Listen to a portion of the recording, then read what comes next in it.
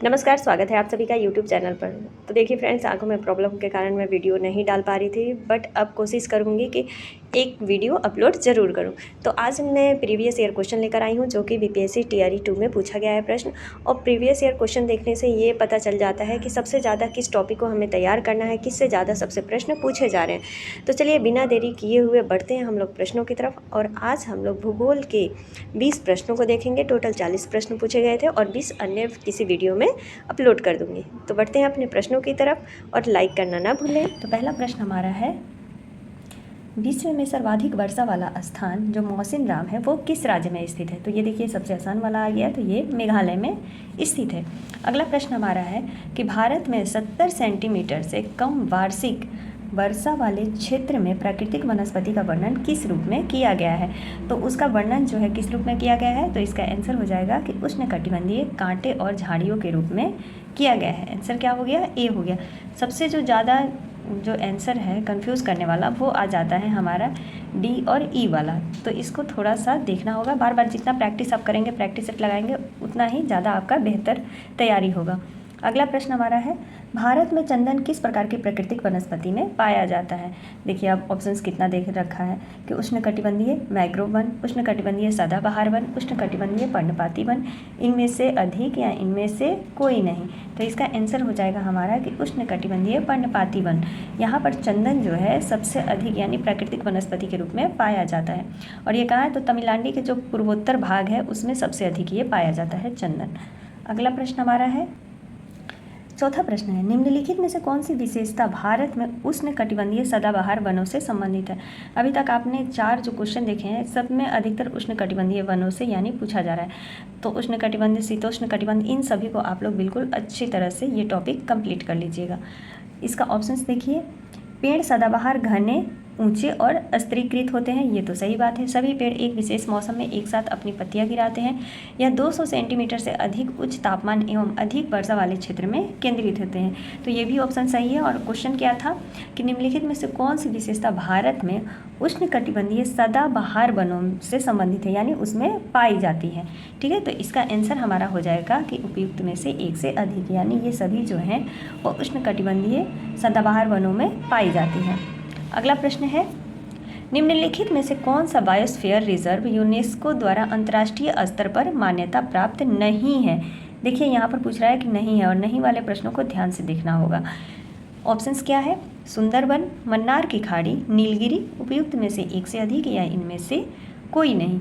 तो देखिए सुंदरबन को भी यूनेस्को द्वारा बायोस्फीयर रिजर्व अंतर्राष्ट्रीय मान्यता प्राप्त है, मन्नार की खाड़ी को भी और नीलगिरी को भी, क्योंकि नीलगिरी सबसे पुराना जो बायोस्फीयर रिजर्व यूनेस्को के द्वारा अंतर्राष्ट्रीय मान्यता मिली थी वो नीलगिरी को ही मिली थी। तो ये सबसे पुराना हमारा बायोस्फीयर रिजर्व है। ठीक है, 1986 में इसको मिला था, 1986 में।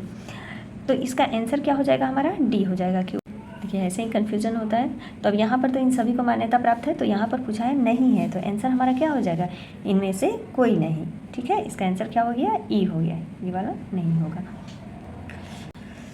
छठा प्रश्न हमारा, रियो डी जनेरियो पृथ्वी शिखर सम्मेलन 1992 किसको संबोधित करने के लिए बुलाया गया था। तो इसका आंसर हो जाएगा कि पर्यावरण संरक्षण की अत्यावश्यक समस्याओं को सुलझाने के लिए बुलाया, ये शिखर सम्मेलन बनाया गया है। ठीक है, और 1992 में किसके लिए बुलाया गया था, तो इसके लिए ही बुलाया गया था। तो इसका आंसर हमारा क्या हो जाएगा, सी हो जाएगा। अगला प्रश्न है, निम्नलिखित में से कौन सा नवीनीकरण संसाधन नहीं है। तो इस क्वेश्चन को आप लोग थोड़ा सा सर्च कर लीजिएगा कि इसमें से कौन सा नवीनीकरण का संसाधन नहीं है। ठीक है, आगे बढ़ते हैं। और देखिए इस तरह से क्वेश्चन देखने से ये पता तो चल रहा है ना कि किस टॉपिक से हमें तैयारी करनी है, कौन सा टॉपिक हमारा नहीं तैयार है। 8वां प्रश्न है, निम्नलिखित में कौन सा आंदोलन भारत में वनों की कटाई और सामुदायिक वानिकीकरण की सुरक्षा से संबंधित है। तो ये सभी को पता हो जाएगा, इसका आंसर क्या हो गया, चिपको आंदोलन। 9वां प्रश्न है, बहुउद्देशीय नदी परियोजना के संबंध में निम्नलिखित में से कौन सा कथन सही नहीं है। यहाँ पर नहीं है पूछ रहा है। यह नहर सिंचाई के विकास और जल विद्युत उत्पादन के लिए एकीकृत योजना है, ये भी सही है। दूसरा है, जलाशयों का निर्माण जल भंडारण और जलीय कृषि के विकास के लिए ही किया गया है।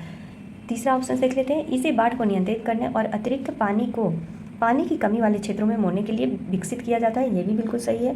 उपयुक्त में से एक से अधिक या इनमें से कोई नहीं। तो इसका आंसर जो हो जाएगा, यहाँ पर पूछा है कि सही नहीं है, इसका आंसर हो जाएगा बी, कि जलाशयों का निर्माण जल भंडारण और जल कृषि के विकास के लिए किया जाता है। ये कथन जो है बहुउद्देशीय नदी परियोजना के संबंध में सही नहीं है। इसका आंसर क्या हो गया हमारा, बी हो गया। अगला प्रश्न है, निम्नलिखित में से कौन सा राज्य भर के सभी घरों में छत पर वर्षा जल संचय संरचना को अनिवार्य बनाने वाला पहला राज्य बन गया है। ठीक है, तो वो कौन सा राज्य पहला बन गया है, वो राज्य बन गया है हमारा तमिलनाडु।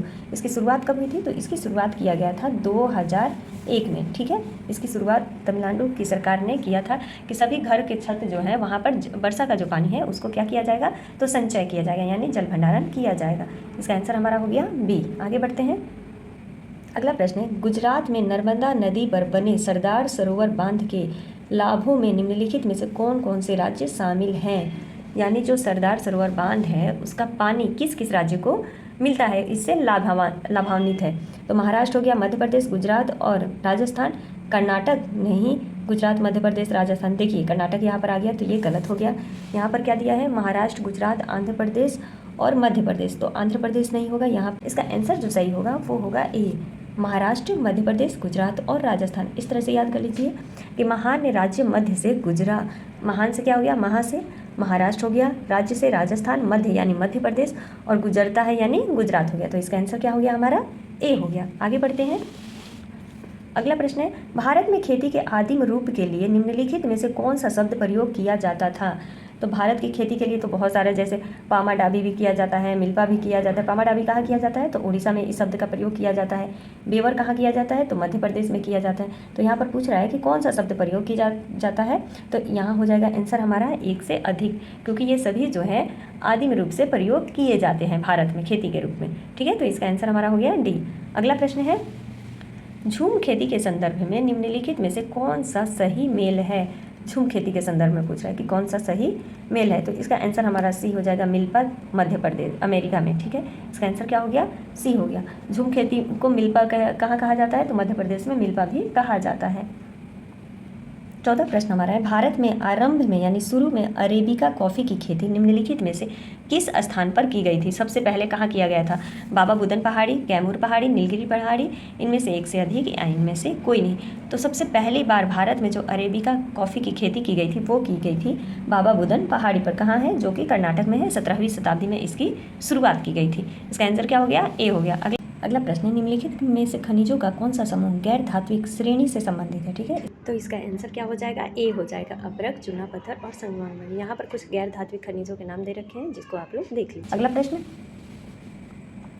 निम्नलिखित में कौन सा राज्य भारत में पैराइट्स का सबसे बड़ा उत्पादक है, पैराइट्स का। ठीक है, तो पैराइट्स का सबसे बड़ा उत्पादक जो है वो बिहार ही है। इसका आंसर क्या हो गया हमारा, ए हो गया।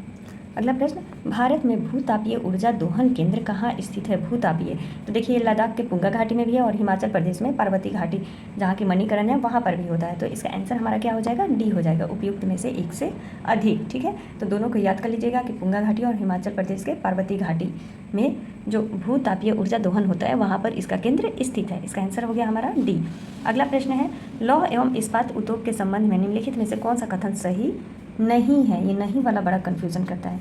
तो इसका आंसर हो जाएगा कि इसे प्रकाश उद्योग कहा जाता है। ये क्या कथन है, तो ये सही नहीं है। बाकी सारे जो है ऑप्शंस वो सही हैं कि यह कच्चे माल की निकटता वाले क्षेत्रों में स्थित है, इसे बुनियादी उद्योग कहा जाता है, उपयुक्त में से एक से अधिक या इनमें से कोई नहीं। तो इसका आंसर हमारा हो जाएगा कि इसे प्रकाश उद्योग कहा जाता है, ये सही नहीं है।